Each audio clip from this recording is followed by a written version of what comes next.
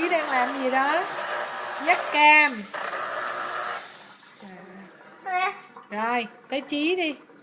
Rồi, Chí làm đi.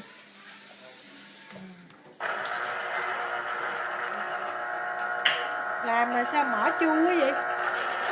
Nè Chí, nhìn đây. Làm gì đó?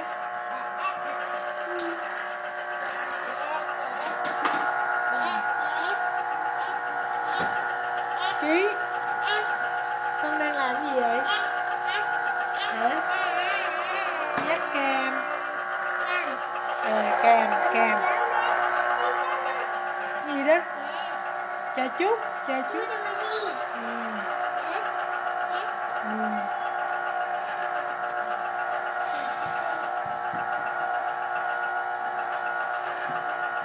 Man, I'm sorry. Cool. You got this? Wow, sạch quá. Sạch. Rồi, thêm này nè, làm này nè. Mẹ.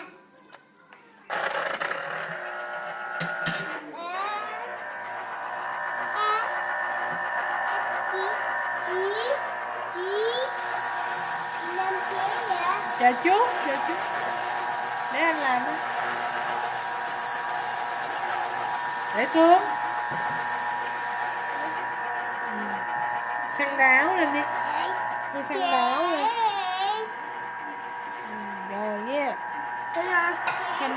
Xong chưa? Dỡ lên mấy coi. Chí, dỡ lên mấy coi xong chưa? Dỡ lên coi, xong chưa? Chưa hả? Chưa coi.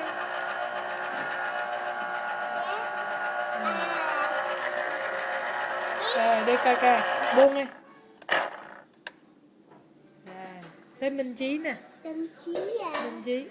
Minh Chí.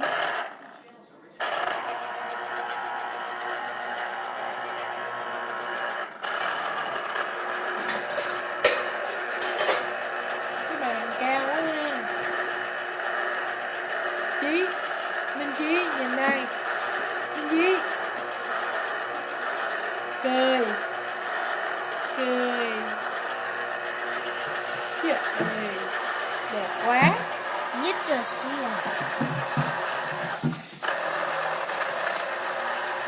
Thằng này không động tay nè. Rồi. Cho Chí đi. Mạnh lên.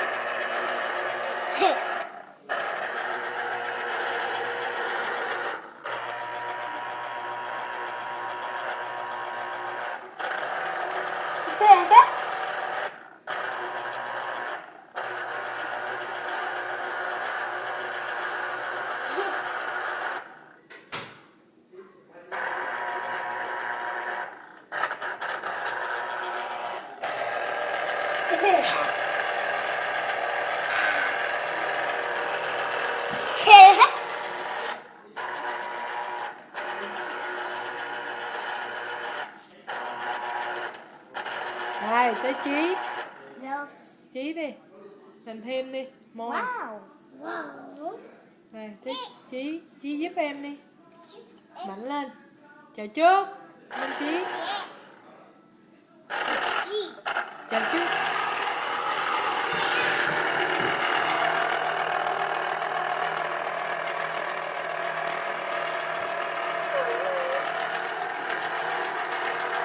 Chí à.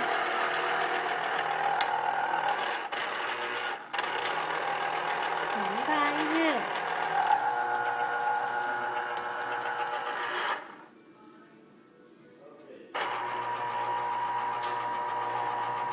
Những đâu vậy?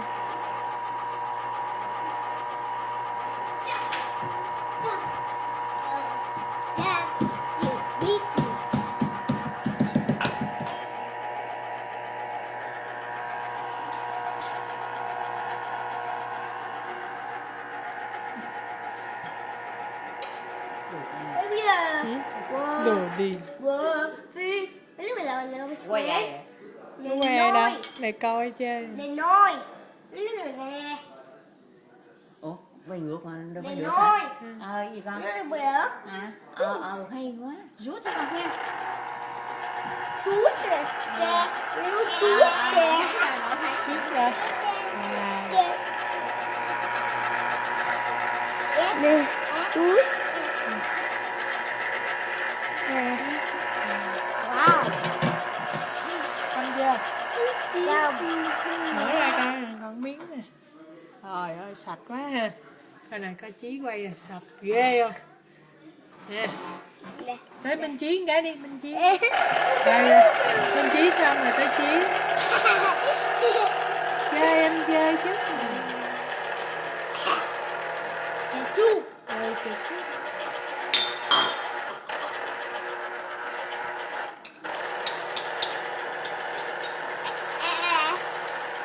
Muỗng. muốn muốn muốn lên ơi Kỳ quá. Muỗng. Rồi tới Chí. Rồi. Chí ơi, giúp em đi. Kìa Minh Chí quay nè. Chút chiếu à.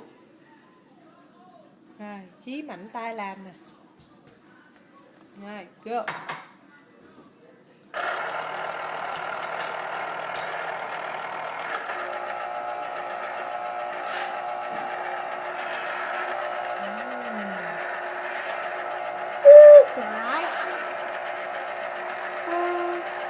Chí nhiều quá ha.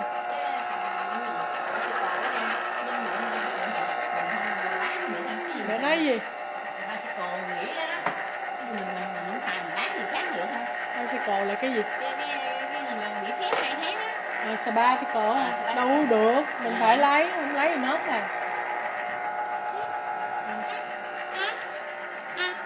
Không có cái ly á. Đây nè, À, ly của em ở trong đây. nè. rồi xong Chưa xong. Nó muốn uống cái nó nói rồi xong.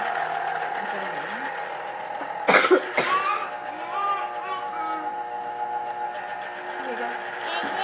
Rồi cho Minh Chí làm cái đi. rồi Cho Minh Chí nè. Nè Minh Chí. Săn tay áo lên. Săn tay áo. Làm coi tivi.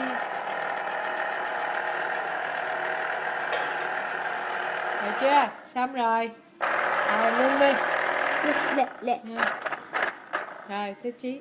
không để